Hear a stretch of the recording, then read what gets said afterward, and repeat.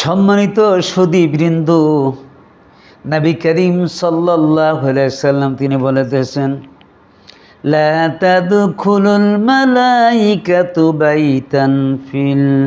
বাইতান ফিহি কালবুন ওয়ালা তাসাবির। ওই ঘরে রহমতের ফেরেশতা প্রবেশ করবে না যে ঘরে কোনো কুকুর বা কোনো প্রাণীর ছবি থাকে।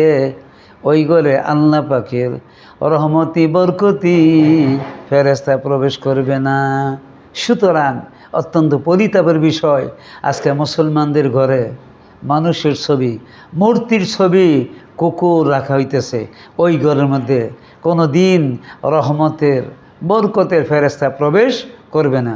সুতরাং মুসলমান ভাইরা আমার, আমরা মুসলমান দাবি করি, ওই মুসলমান ঘরে কোনো দিন কোনো মানুষের ছবি, কোনো প্রাণীর ছবি, কোনো কুকুর রাখা যাবে না।